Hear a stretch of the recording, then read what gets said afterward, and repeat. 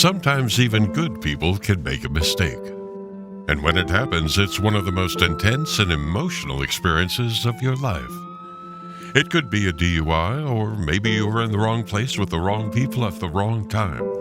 Or perhaps you just did something stupid at the spur of the moment without even thinking, and now you're in trouble with the law. Well, you need experienced legal help right away so you don't become a victim of the criminal justice system. Even good people can make a mistake, and if you, a friend, or a loved one has been accused of a crime, don't make another mistake by hiring the wrong attorney for the kind of help you need. You need to visit toddjohnslaw.com. That's toddjohnslaw.com, and then call Attorney Todd Johns today. Attorney Todd Johns has decades of experience helping good people like you who have made mistakes or bad decisions and will stand by you every step of the way. toddjohnslaw.com.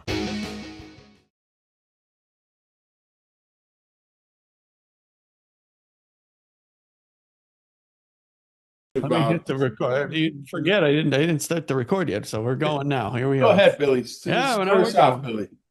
We're going. All right, there he's in the flesh with his John Lennon shirt and everything. How you doing, Johnny? It's been a long time. Long time since we've seen you.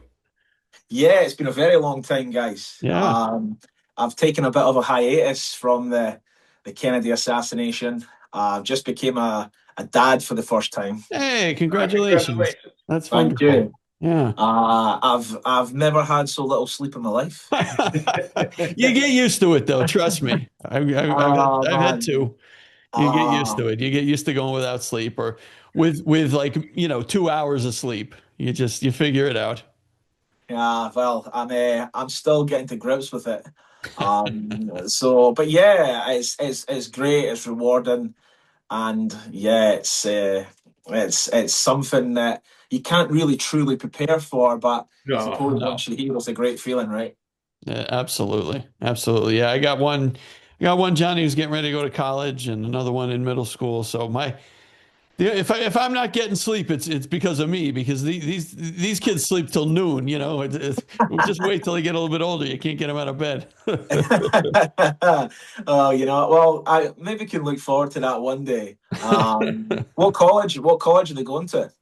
My daughter's thinking about going to Westchester in outside of Philadelphia. She's looking at a few different schools, but I think it's going to end up being Westchester. Yeah. I've been to Philly. I used to stay in America. I stayed in America very briefly, and I coached soccer over in Connecticut. So okay. I done like a week's tour.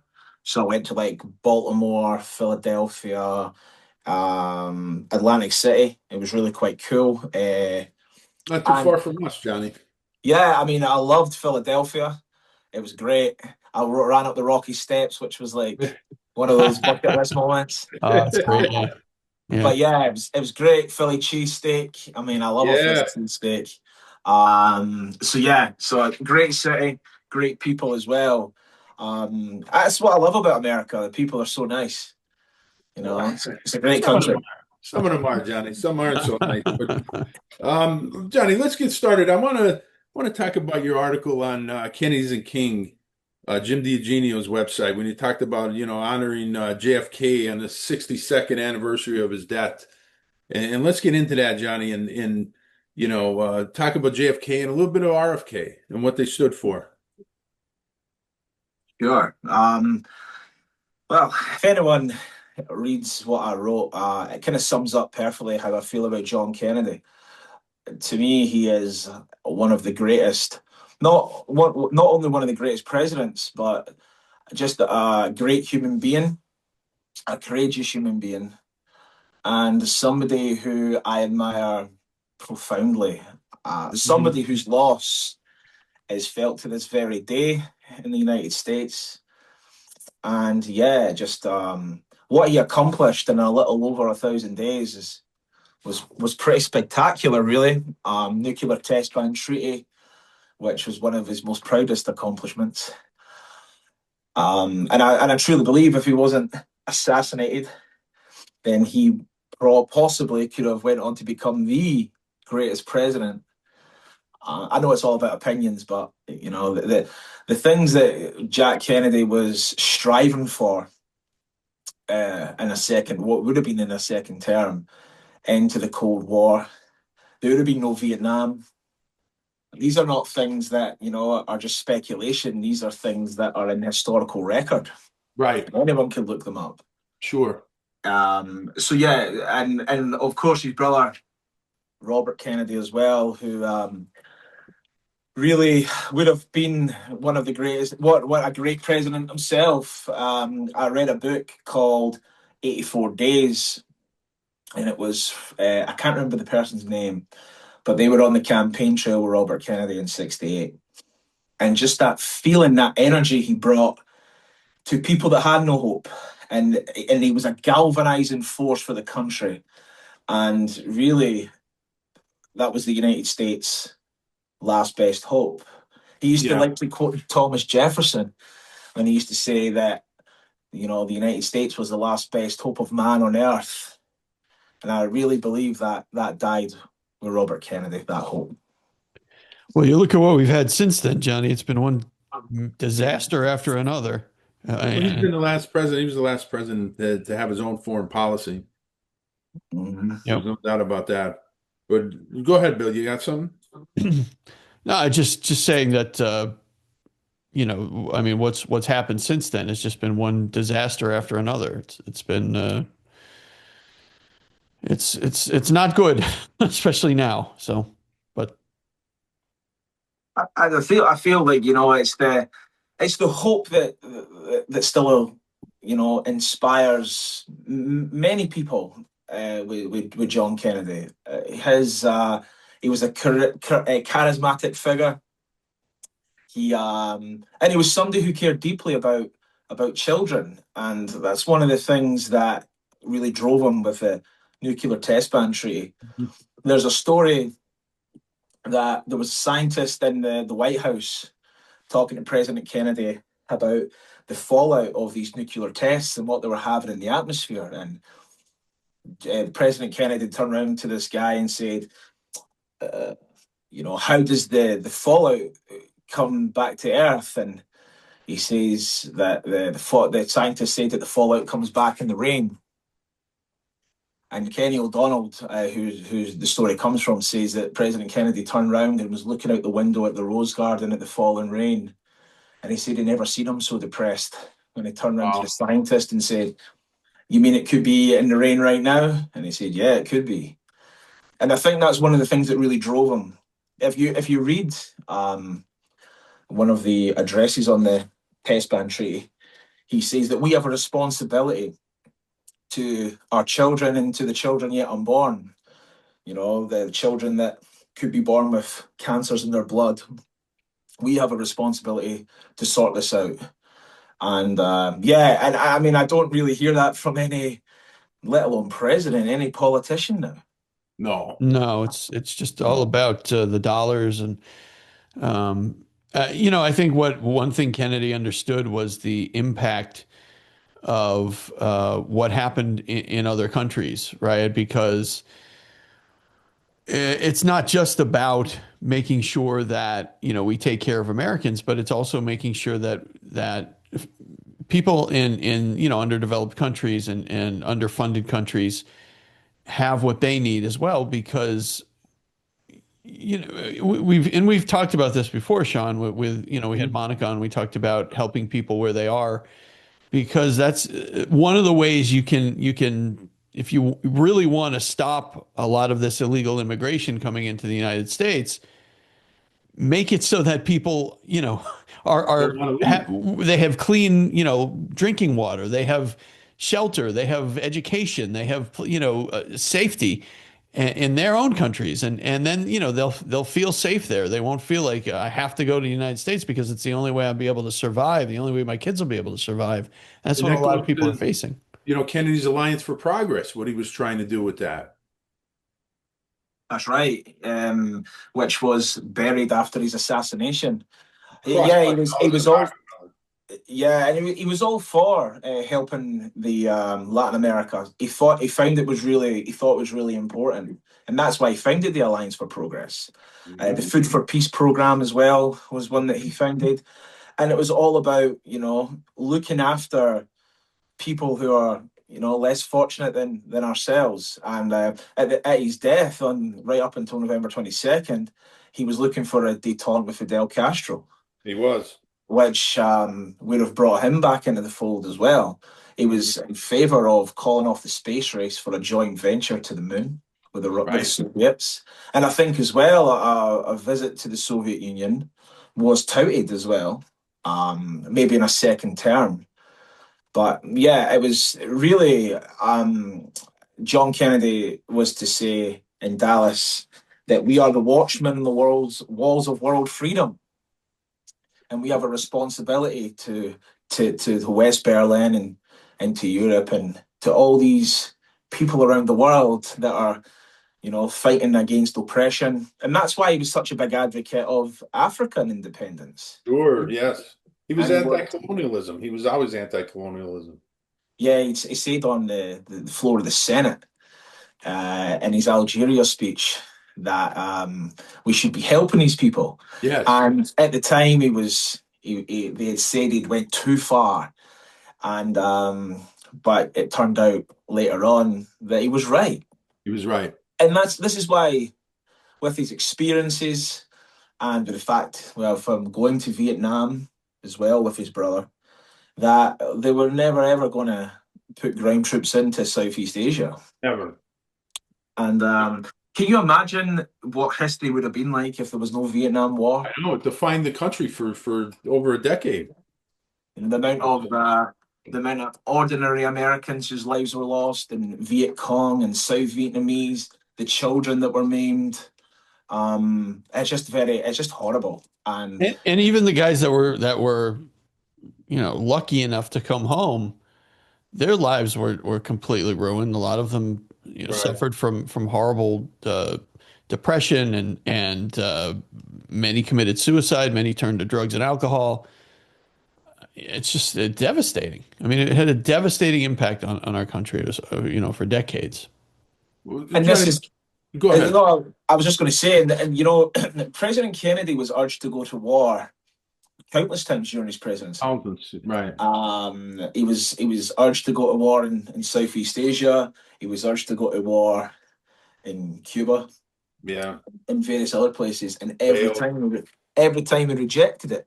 Right. Because he knew Linda, these wars wouldn't accomplish anything. Vietnam accomplished absolutely nothing. It was a waste of resources, a waste of life. It's horrible. Well, let me ask you this, Johnny, because going to that, a lot of historians and a lot of academia, and even people in the JFK research community, even some really good writers like a Jim Douglas, they look at JFK as a cold warrior who eventually turned into a peace president. But people like Jim D'Eugenio, Lisa Pease, and I agree with them.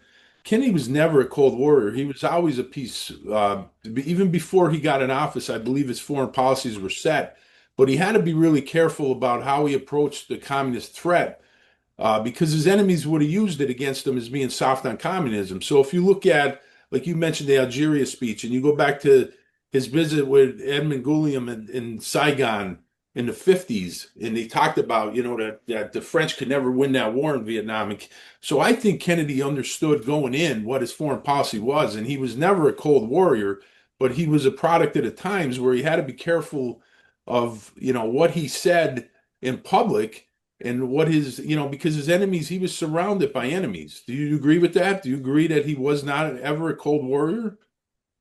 oh, well, what kind of Cold Warrior would stand up and make a speech that could have been politically disastrous for himself? But he'd done it because it was the right thing to do. And yeah, I agree. I agree with Jim and Lisa and yourselves that John Kennedy was not a Cold Warrior. His record stands for that as well. I mean, I often look at the speech he made in support of civil rights, Right. Incredible. and he was he was warned not to do it. In fact, he was told that it could be political suicide. And his ratings went down for a while too after that. but he done it, and he done it because it was the right thing to do. Right. And that's the type of moral courage that is missing, not just in American politics, it's politics worldwide. I mean, can you imagine any politician standing up and, you know, making a speech that could have cost them office, elected office? Well, look at his Um, speech against the steel industry.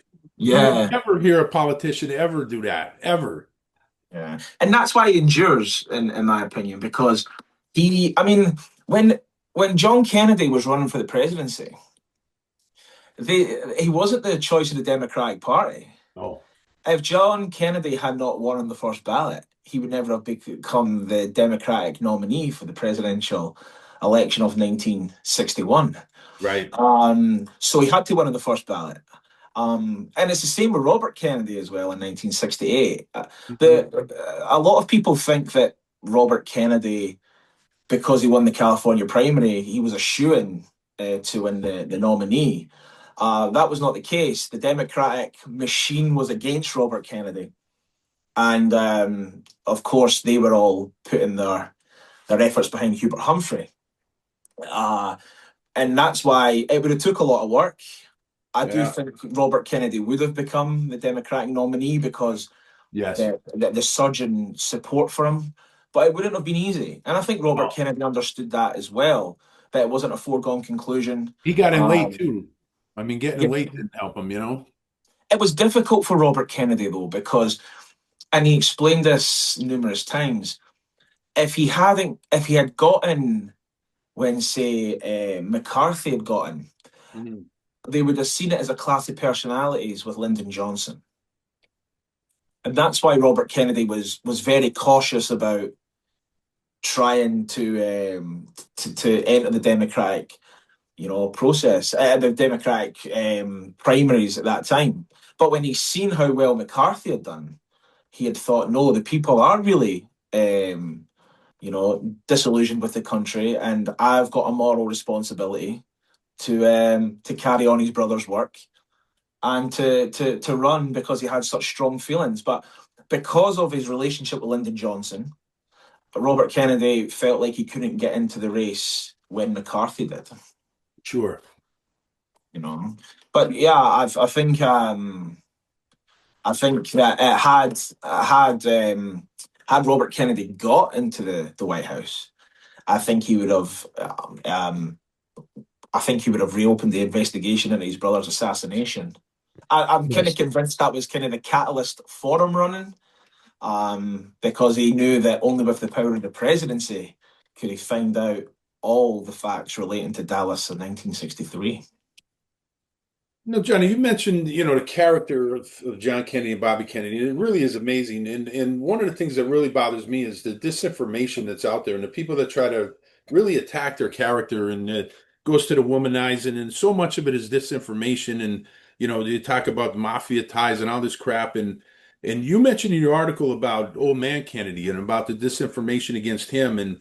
I did a lot of work on Daniel Joseph Kennedy. I don't know if you're familiar with that, but he was an actual bootlegger, no relation to the Kennedy family at all. But I think he's the guy that's confused. A lot of people use him as blaming everything on old man Kennedy. And it really wasn't old man Kennedy that was the bootlegger. It was this other guy who was tied to Meyer Lansky and Oni Madden and these gangsters and these bootleggers.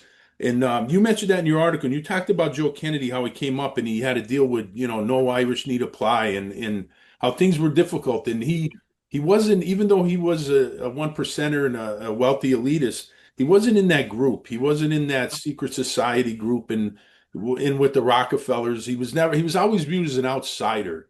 And you mentioned that in your article. I think that was pretty good. But talk to me about some of the disinformation against all the Kennedys, because it still goes on today. It's ridiculous how much garbage is out there. It's like it's not enough to just assassinate them. It's all about assassinating their characters as well. Yeah, Because if you assassinate their characters, then people stop asking why they were killed. exactly. And that is, to me, the John Kennedy faced a lot of anti-Catholic sentiment. Yeah, I did. He had to, again, he was he was kind of told not to do it. But the speech that he made in front of the Protestant ministers was very important, and it really eased a lot of fears. But Kennedy nearly got on the ticket with Adlai Stevenson, and if it's by a grace of God that he never, because if he became the vice presidential nominee and Stevenson would have lost, they would have blamed it on Kennedy being a Catholic. So he Sure. never would have became president of the United Because States. the entire southern United States turned Republican after that. That's when the switch in the southern states turned from Democrat to Republican because of Kennedy being a Catholic. They were so anti-Catholic down there I that they. think I think one of the reasons why the South became quite Republican was because of President Kennedy's civil rights stance Civil in his rights had a lot to speech. do with it, sure. And I think he did say that himself. He said that we'll probably lose the South for generations to come. But that's why it's one of my favorite speeches of President Kennedy, and it's the courage that it took for him to say it, because it would have been a lot easier for him to say nothing and to try and win states like Texas again in 1964. But he thought it was a moral. We all each have a moral responsibility that is enshrined in the United States Constitution, that all men are created equal. And yeah, and he got a lot of flack for it. Martin Luther King wired him after the speech and said it was the greatest speech of any American president on Yeah. civil rights. And yeah, and then obviously before that speech, the day before, on the June 10th, he had his famous speech at American University Right. calling for an end to the Cold War. He's sweet, yeah. Yeah, and I know it's been talked about so much, but just imagine the courage to speak about that. And it was very fortunate as well to have a speechwriter like Ted Sorensen. Yeah. Jack Kennedy and Ted Sorensen were almost the same person at one point, because their views throughout the years just aligned so much. And if you really want to know the real John Kennedy, not the salacious rumors that are spread in magazine columns and books, then listen to people like Ted Sorensen talk about him, or Dave Powers or Kenny O'Donnell. Right. Read these books, and they will really tell you who the real John Kennedy was. And there is no greater episode in his life to tell you who he really was than the attack on his PT boat, and the Yeah. fact that he swam with one of his crewmen on his back for miles, It would have bad uh, back. with a bad back, a pre-existing bad back, and an injured bad back at that. And can you imagine swimming for, I think it was just under or just a little over 3 miles, carrying Unbelievable. a man on your back, Incredible. um, throughout in the pitch dark of the Pacific Ocean? It really is incredible. And again, when he was campaigning, he never wanted to make a big deal about that. He No. didn't want to make a big deal about it, and he just thought, when he was asked years later how he became a war hero, he answered Riley, "It was easy. They sank my boat."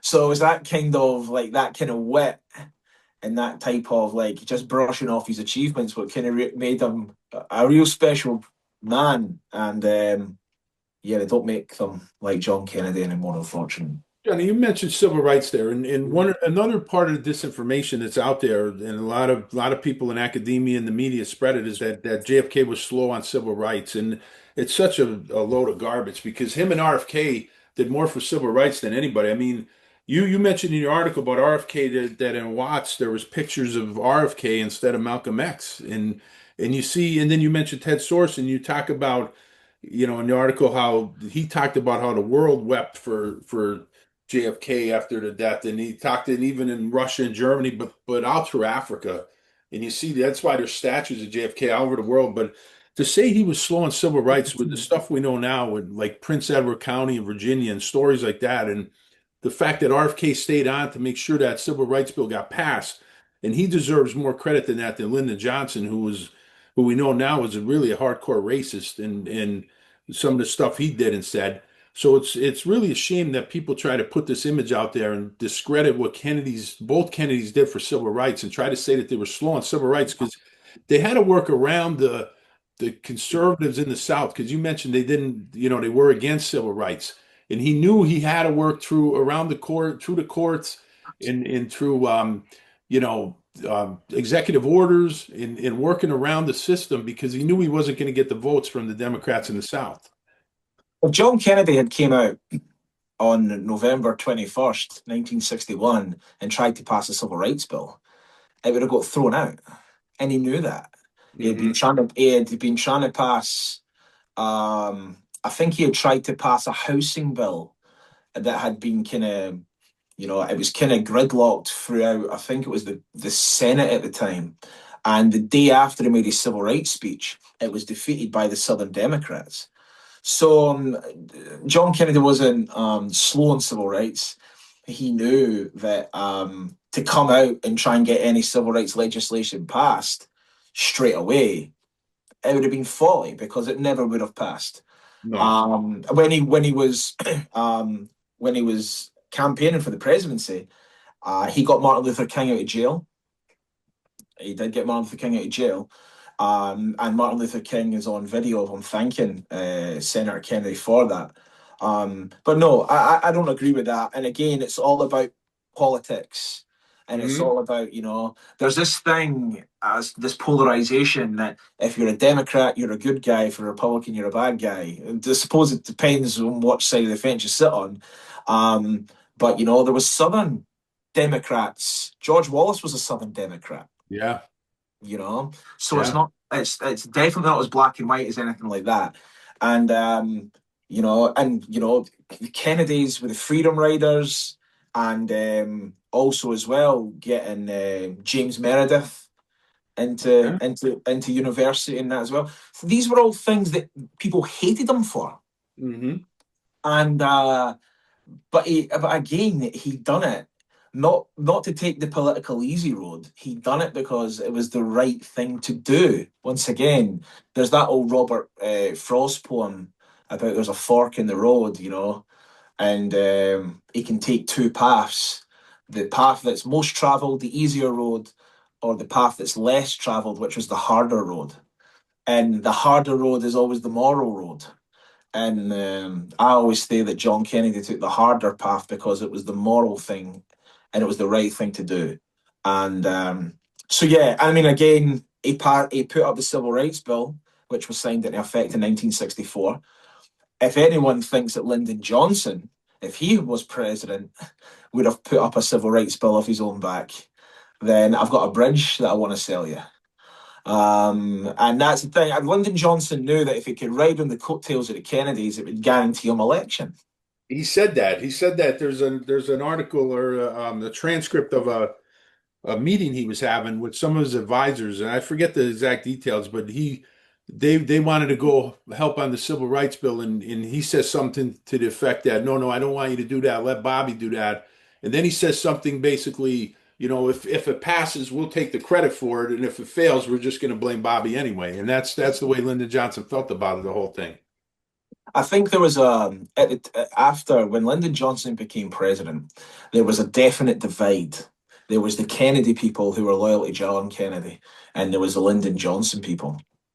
And the no greater image sums that up than the image of President Kennedy's rocker being carried out of the Oval Office on, I think it was Saturday, November the 23rd.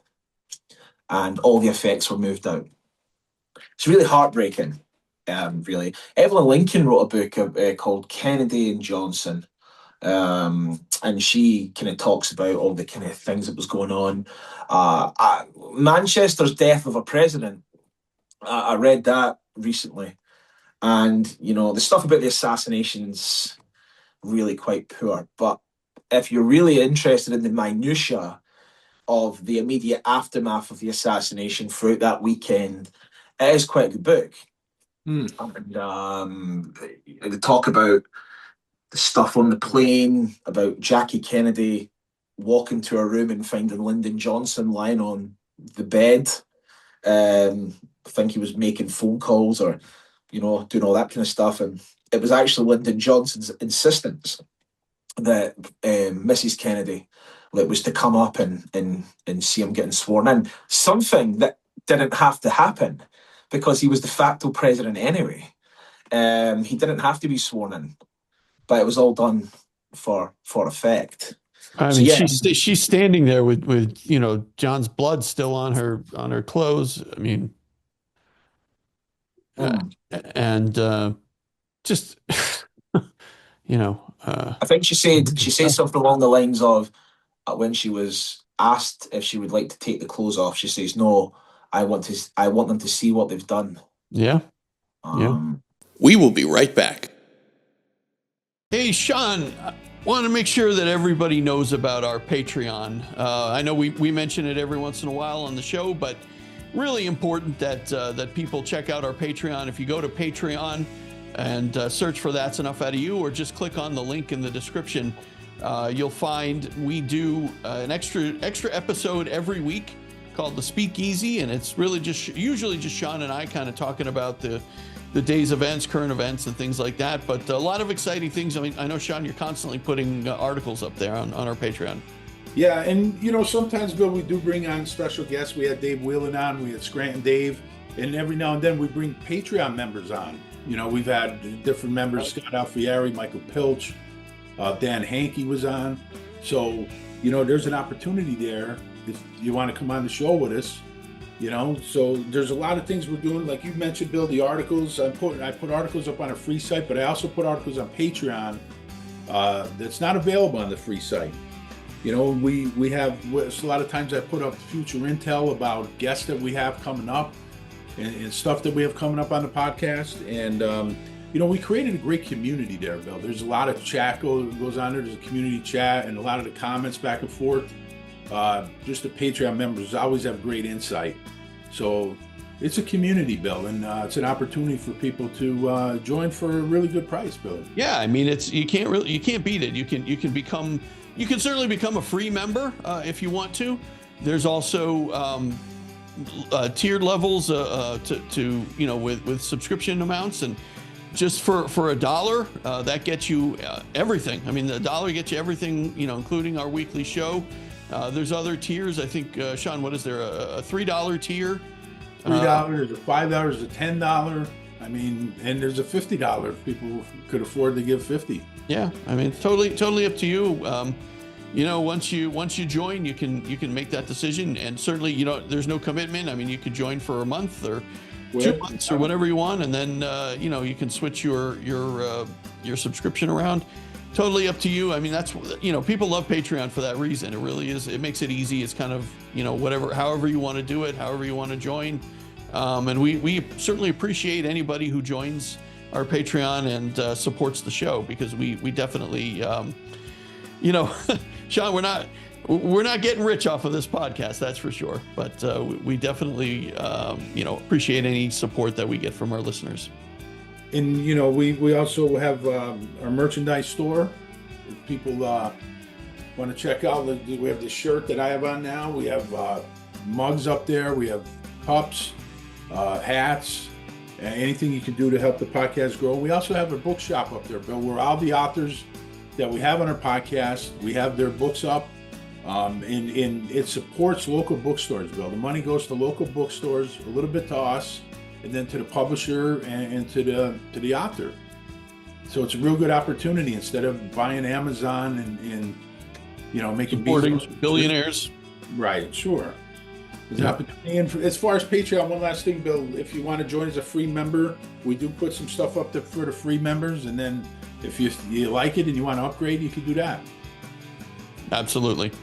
So definitely check out our Patreon. Like I said, there's a link in the description to our Patreon, or you can just go to Patreon and search for That's Enough Out of You, look for our logo, and just fill in the information and you can join. All right. That's it, Sean. We appreciate all of our Patreon members, and we hope that you guys will consider checking it out if you haven't joined. Thank you. Buddy. Hey, Sean, before we move on, I just want to mention our sponsor, one of our sponsors, DK's Corner. located in Jessup, Pennsylvania, right on Cherry Street, 201 Cherry Street in Jessup, Pennsylvania. Sean, I had a cheesesteak, and I know the ads always mention the cheesesteaks, and we've had a few listeners comment on that. I actually just had one yesterday, and I thought you were on a diet. I am. Well, the thing is, at work now, we've been ordering from DK's, and I keep smelling, everybody's ordering these cheesesteaks, and I keep smelling them. So yesterday fantastic. I broke down, and I had to have one. It's all right. It's just, I'll tell you what, Sean, just delish. I love DK's Corner cheesesteaks. Dave makes everything himself there. Everything is so fresh.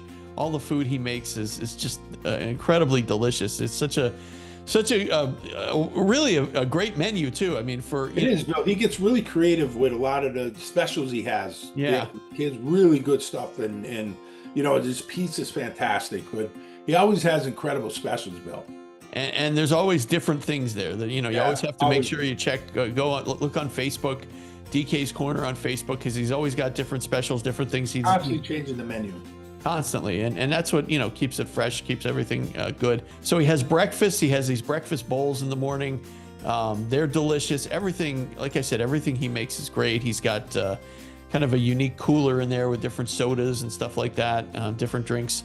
So make sure you call or stop by in Jessup. Again, it's 201 Cherry Street in Jessup, Pennsylvania. If you're local here in Northeast Pennsylvania, make sure that you stop by and check out DK's Corner. Again, just delicious food, Sean. I know you order from there a lot too. I order constantly from there, Bill, and so many times that I sent people there. My brother went there, loved it. I had other people. Nathan loves it there. It's just a great place. Sometimes I take it out. Sometimes I even sit there. It's really comfortable. But we get so many people, Bill, listeners and stuff that said, "Oh, I went to DK's and it was great." I can't tell you how many people. We just had a question episode where people were talking about it. Just unbelievable place. So definitely check that out. All right, definitely check out DK's Corner. Go to Facebook, look up DK's Corner. Again, he's located at 201 Cherry Street in Jessup, Pennsylvania. DK's Corner. Yeah, it's but yeah, I mean, what you're talking about, you mentioned the Pete Hamill letter.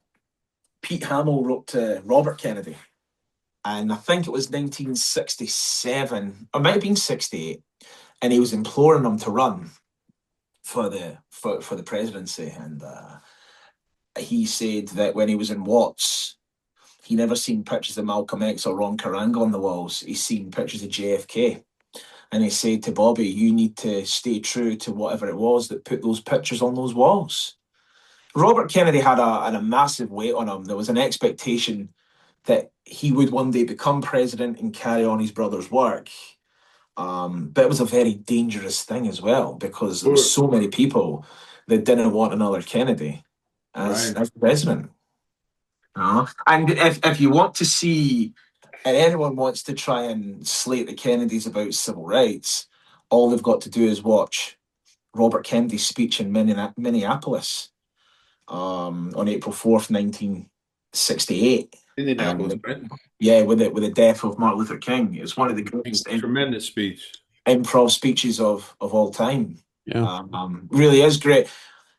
Bobby did change after his brother's death. He became more compassionate, and he says that in the speech, right? He says, we need to make a greater effort in the United States.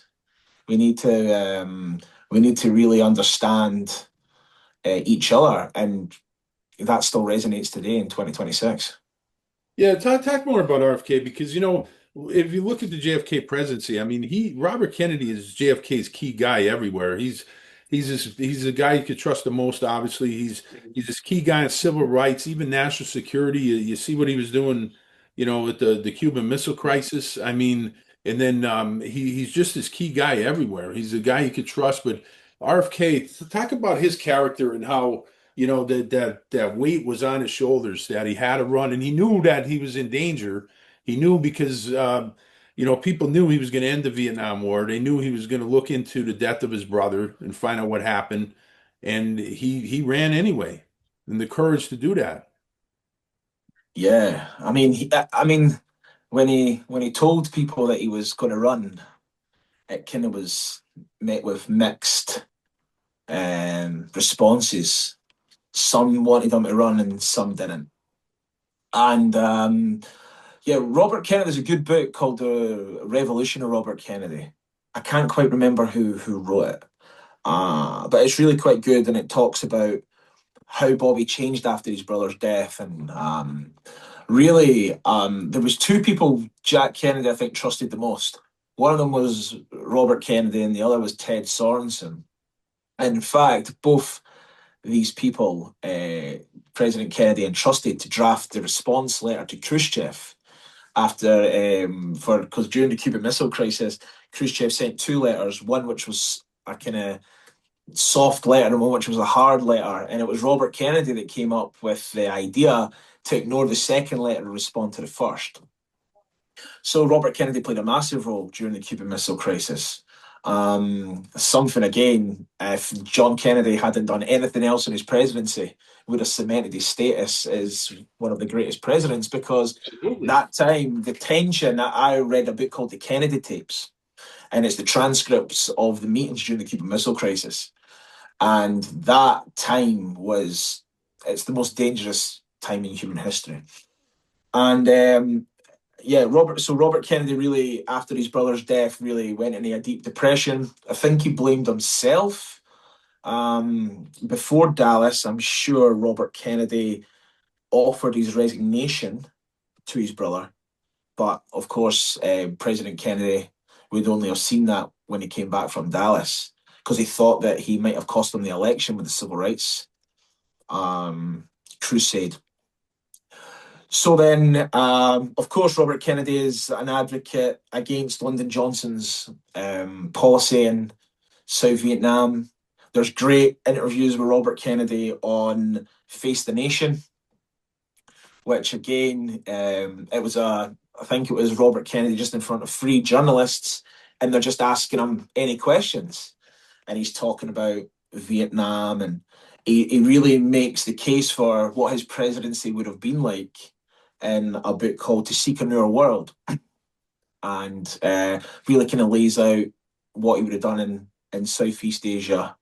But yeah, I think when going to 1968, I think Bobby had a real sense of injustice, and he wanted to help people.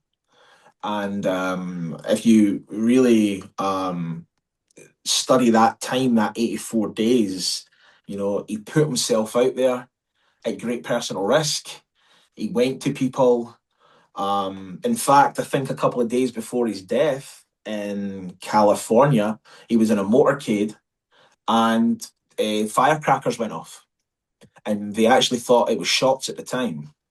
And Bobby's standing there shaking hands with people, and you can see he's quite shaken. I remember speaking to what's the guy's name? I've totally forgot. He was shot in the pantry. Yeah. What the heck's his name? I'm drawing a blank. I know who you mean. Paul Schrade.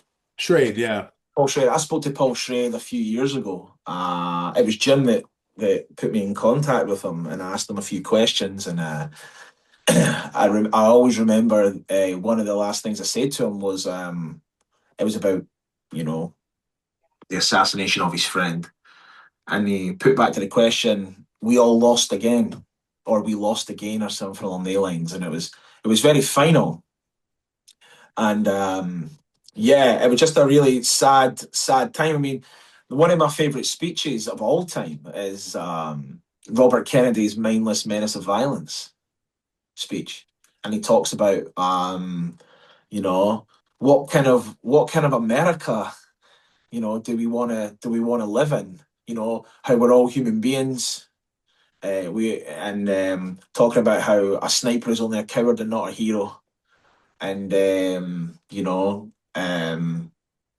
just about all this kind of stuff about what's happening in America, the kind of disease of this violence, and we can't be sure who next will suffer for this. Next will suffer from this senseless act of violence, well, it would be himself. So it's really quite sad. You see that on the train ride. You see the faces of the people. So many, the different people, different cultures and stuff, and they just, it's almost like they know that the hope is gone. That was the last hope, and now that RFK is dead, and you think about how things would have been so different had you had a Kennedy dynasty, had you had 8 years of JFK and 8 years of Bobby, and then maybe even 8 years of Teddy after that. I mean, the world today would have looked so much different than, this mess that we're in today. It would have been a more compassionate place. I mean, listen, people. We were saying about civil rights earlier. It's if John Kennedy in 1963 had came out and said we are getting out of Vietnam, he would have been held up everywhere as a communist appeaser. He would have been attacked by Barry Goldwater. And so that's why he never came out and said, we're getting out of Vietnam in 1963. But he knew that if he was elected, I think he told Kenny O'Donnell, when I am elected, I will be one of the most unpopular presidents, but I don't care. We're getting out. So, I mean, what the world could have been, it would have been a more compassionate place. It would have been completely different to what we're facing now. Not just in the United States, but All over the world. politics everywhere. And that's why I said it to you guys before. Everything that has happened, and you can trace it to now, started on November the 22nd, 1963. Agreed. Yep, And absolutely. I really feel that it's almost like what would have happened if Abraham Lincoln had, got a second term and seen it. And it was that the events of that day were so monumental, and the scars across the United States, it's still a wound. It's still a wound, and people, whenever they look back and think, when was the moment that we lost trust in our government? They always point back to that day. Yeah. But yeah, the Kennedys, people say all sorts about the Kennedys, but to me, it's just salaciousness, really. Well, let's go back to the Cuban Missile Crisis, Johnny, because I kind of shudder to think if John and Bobby weren't in the positions they were and somebody else was in that, and you talked about how the tensions were so bad. I mean, there would have been a nuclear war, and who knows what would have happened. And the thing is, Kennedy's diplomacy there and RFK's role in that too. But he also had other crises. You had China invading India right in the middle of that whole thing, so he had that crisis. Then he had his own CIA, William Harvey. We know was trying to escalate things in Cuba by sending in commando units into Cuba at the time when Kennedy's trying to promote peace. So you had all these things going on in just an amazing diplomacy. And I don't think people should realize, but I don't think they do realize that if there was somebody else besides John and Bobby Kennedy in those positions, I shudder to think where we would have been at right now. Well, we wouldn't be anywhere right now because Yeah, exactly. Yes. Exactly. Think about the alternatives. It would either have been Lyndon Johnson, who had said that Lyndon Johnson said in one of the meetings, and I don't think President Kennedy was there, that if a rattlesnake, if you come across a rattlesnake in a road in Texas, you don't bargain with it, you chop its head off. Mm-hmm. So we all know the route that Lyndon Johnson would have went down.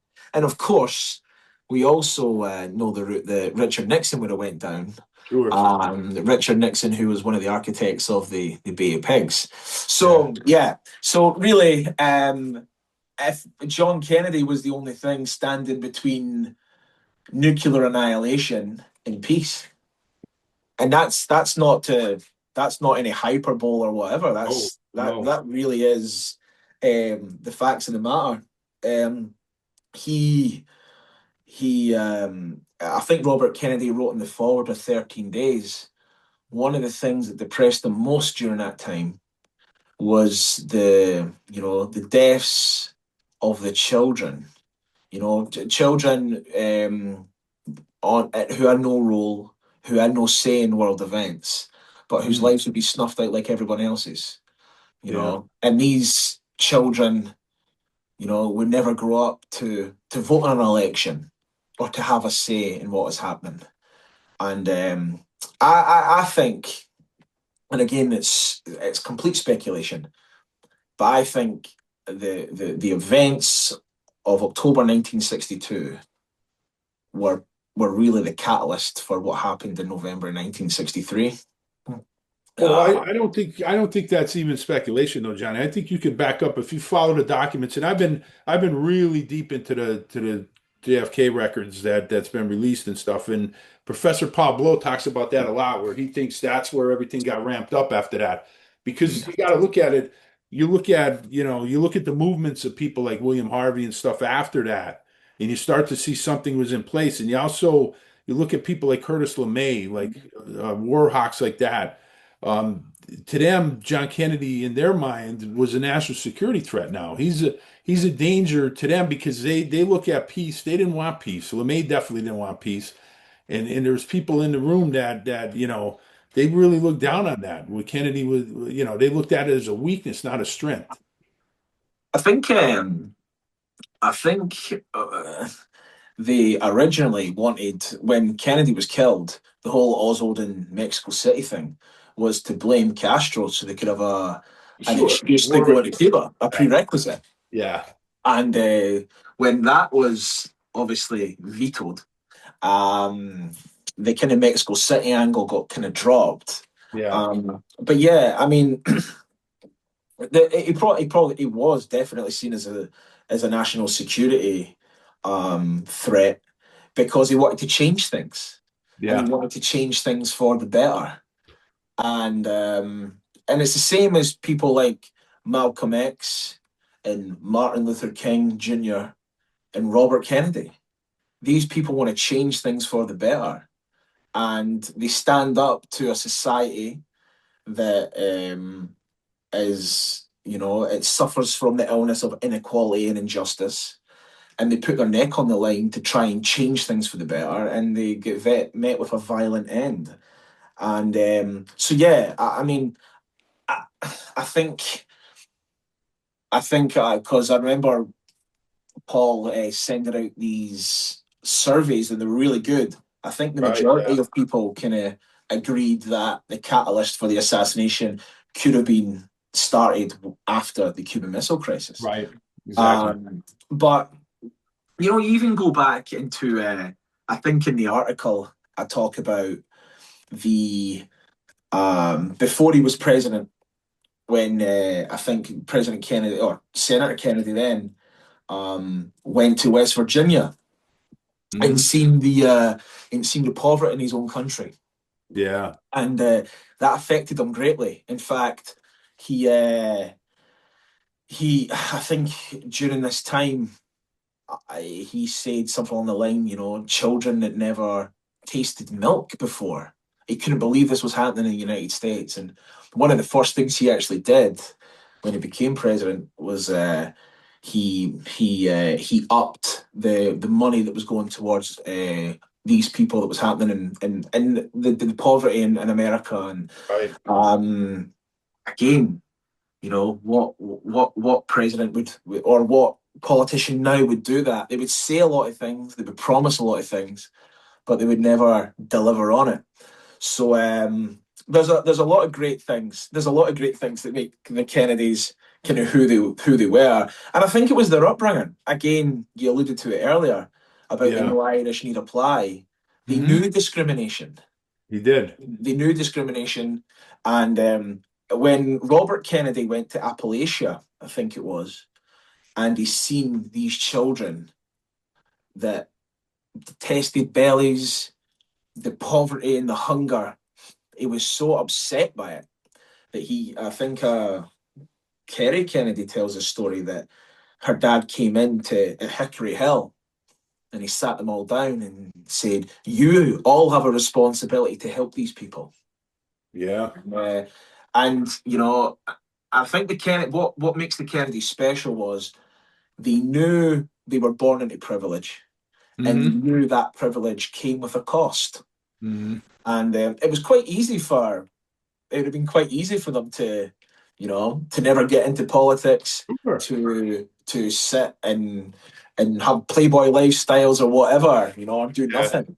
But a quite fun fact, and I said that in my tribute to John Kennedy, was that whilst any kind of form of job that President Kennedy had while senator, congressman, and president, he donated all of his salaries to charity.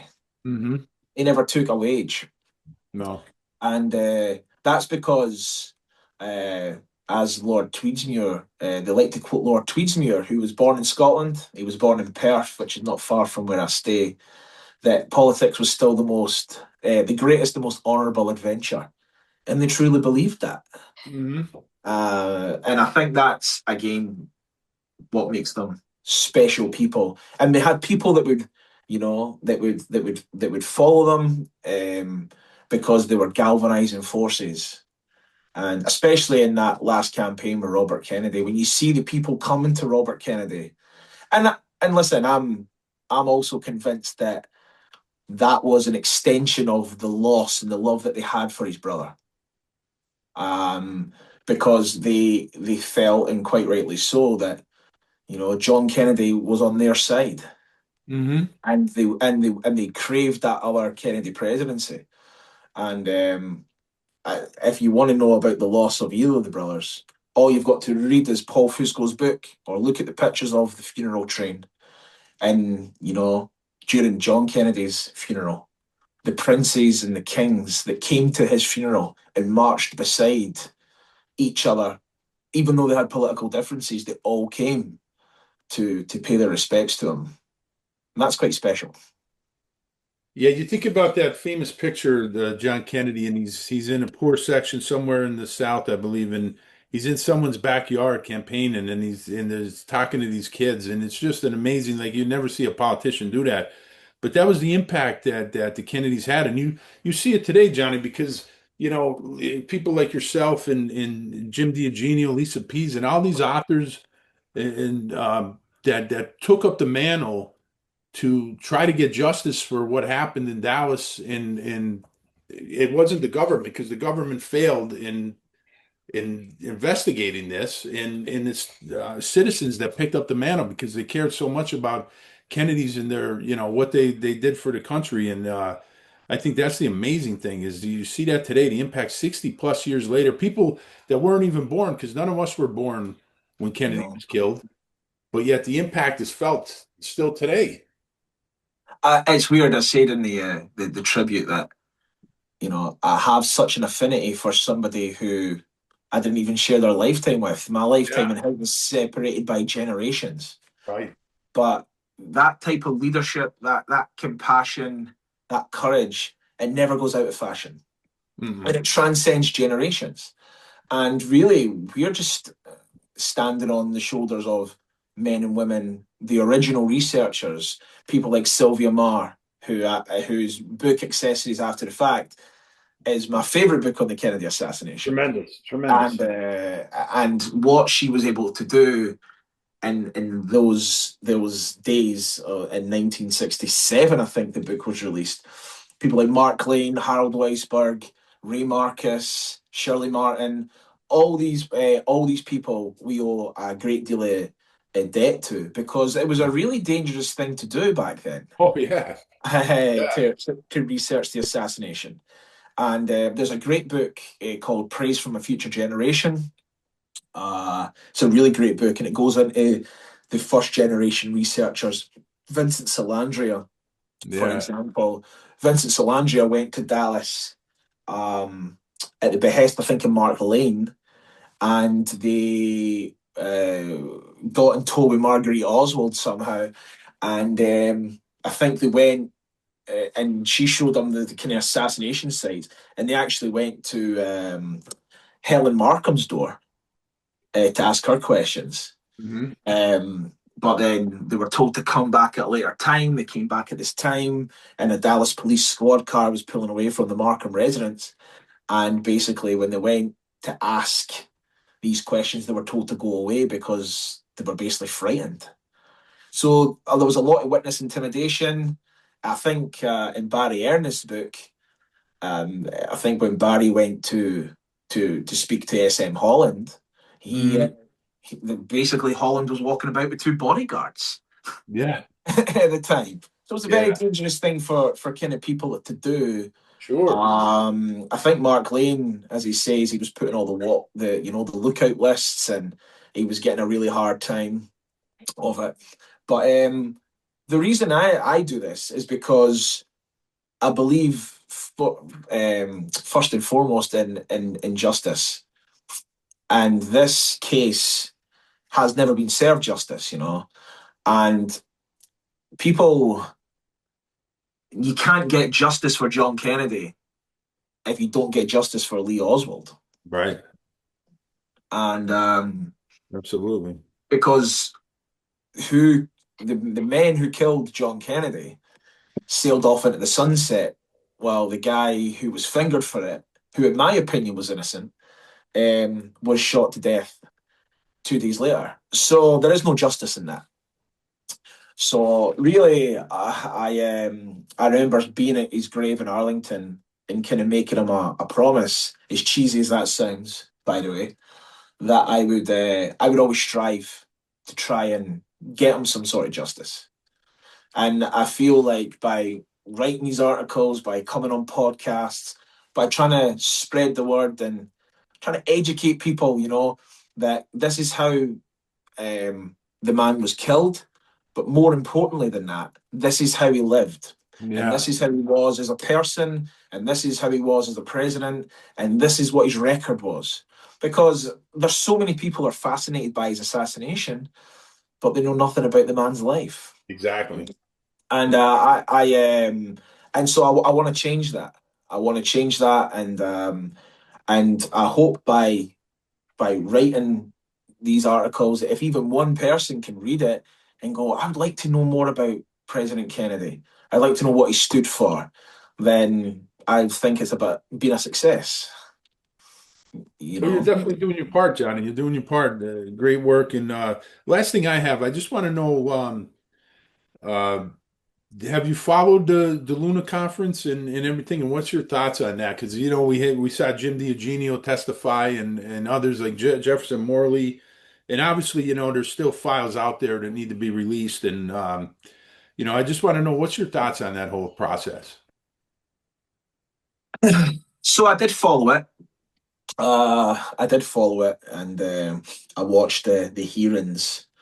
I'm a minutia guy when it comes to the assassination. So I'm a big advocate on the defense of Lee Oswald. The fact that his human and constitutional rights were grossly violated. Yeah. By the Dallas Police, by the Warren Commission, and by every other official investigation into this case. I would have wanted the investigation to have been reopened. I would wanted them to reevaluate the evidence. Mm-hmm. They've never done that. They've not done it in the sense where, let's give Oswald a defense. Let's give him a lawyer who can ask questions, that can call their own witnesses, that can bring in exculpatory evidence and can challenge the veracity of the evidence that's being presented by the state. And I think that,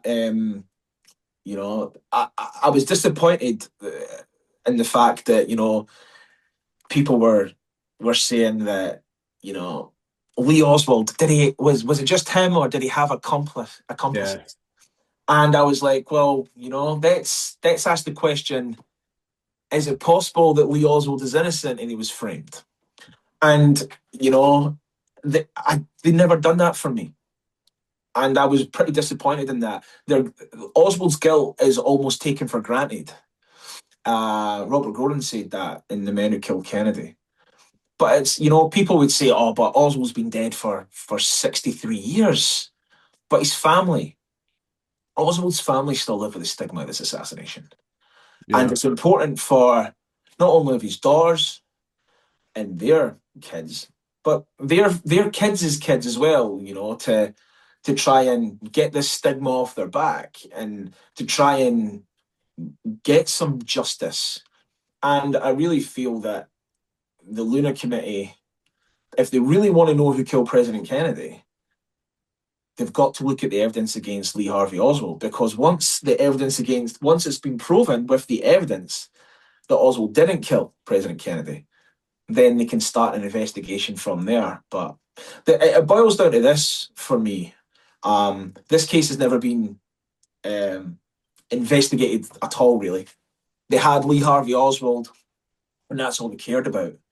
I mean, we don't even know where the shots were fired from that day because none of the president's wounds at autopsy was dissected.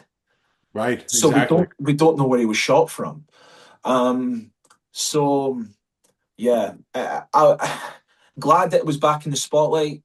Glad that it was it got people talking, but I would have went in a different direction. I would have started to reevaluate the evidence again and really looked at this thing and treated it like it should have been treated in 1963 as a homicide case. Yeah, exactly. And go from there.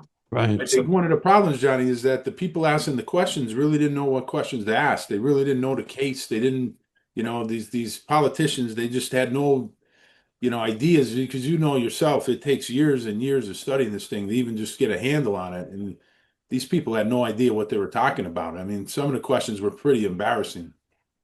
Are you talking about the I'm talking politicians about the now? questions. The Luna Or Committee. are you talking about the Warren commissioners?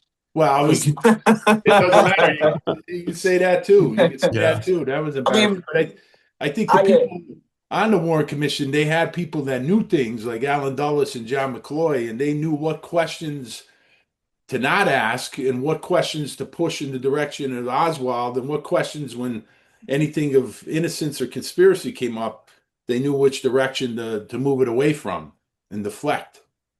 the Warren Commission can be summed up when they're talking about Oswald to me is in this. Mark Lane petitioned the commission to represent Oswald's interests.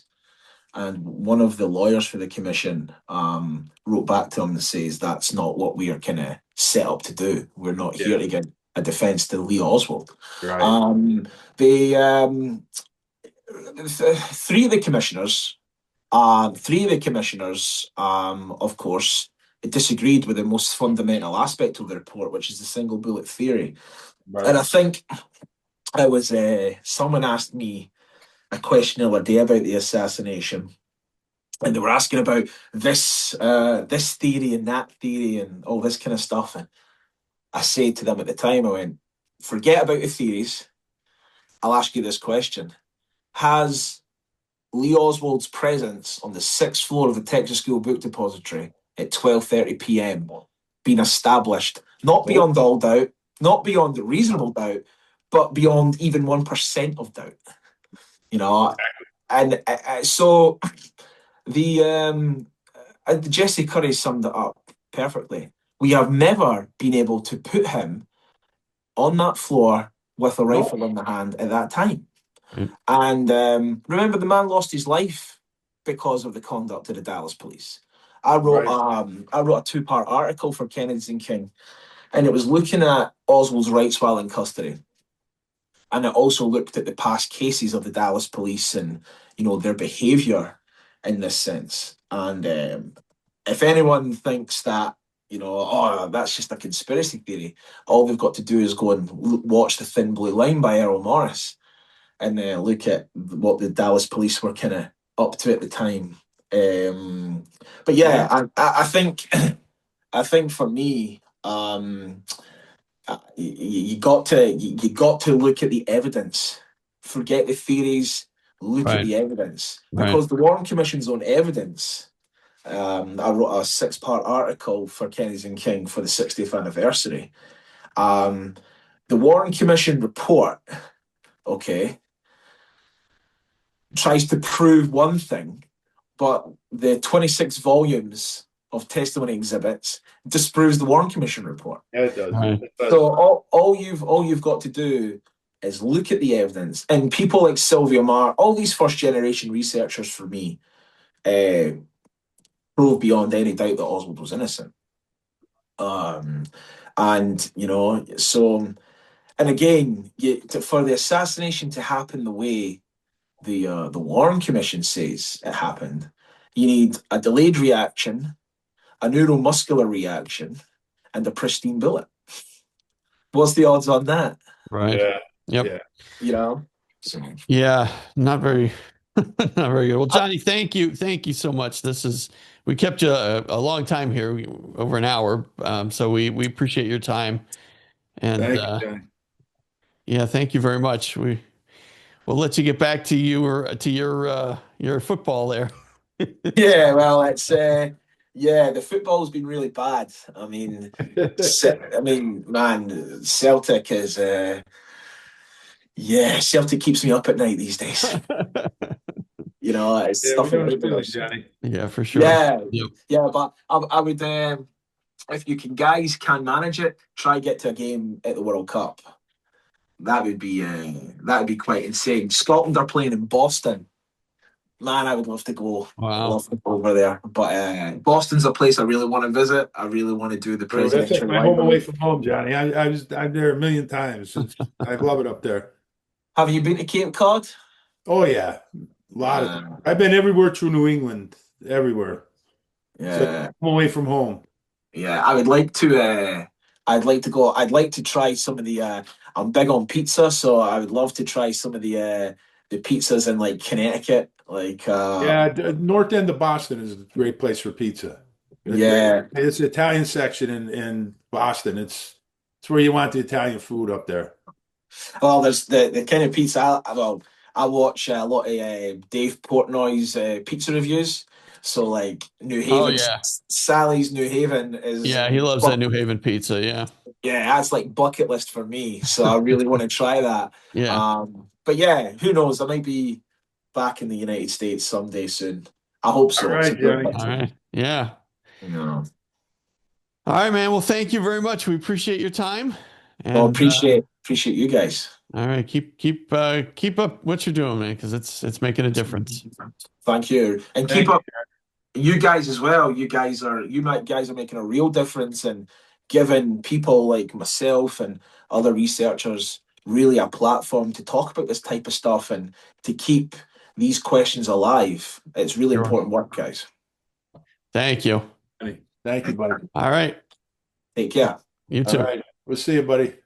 That's Enough Edu podcast is executive produced and written by Bill Rader and Sean Kane and edited by Bill Rader. The That's Enough Edu podcast and logo are exclusive property of Bags of Chicken, LLC. Any rebroadcast, retransmission, or accounts of this podcast without the express written consent of Bags of Chicken, LLC is prohibited. So don't even try it.